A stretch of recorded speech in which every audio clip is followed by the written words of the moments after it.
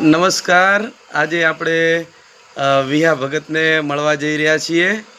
તો વિહા ભગત આપણને ભજન અને સાખી સંભળાવશે.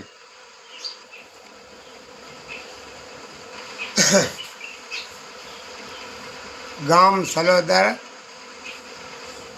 ગામ ઝીકડાના વાસી વિહાભાઈ સોલંકી.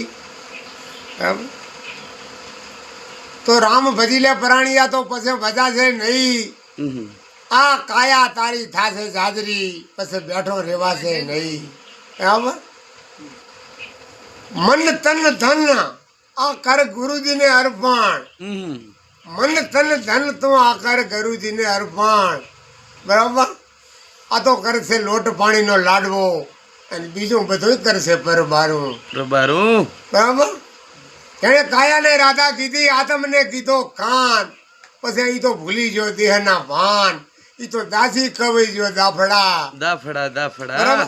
પછી તોરલ કે સાગર ઉમટા, આમાં રતન તણાતા જાય. જે કર્મ હેણા તે માનવી એની સંખલે મુઠી ભરાય. ભાઈ પોપટને પારેવા તણી અને રાણા તો રમતો મેલ. આજ હજુ મારી વેગડ નથી આવી વાસડા. ત્યારે ધડ જેના ઠેકાણે ચડી ગયા. આ બધી એની વાતો છે અટપટી. પણ ખટપટ મટી જાય તો એમ નથી.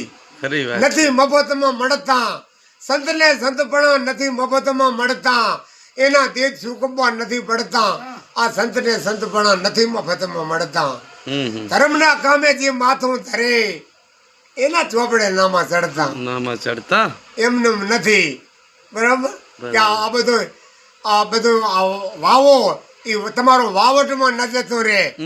વાવો ઈ વાઢેલો તમને આડું આવશે અને વાવશો તો જ ઉગશે, નકર વાયા વગર નું ઉગશે નહીં. બોલો ત્રિકમ સાહેબ બની જય. બોલો રામા પીર ની જય.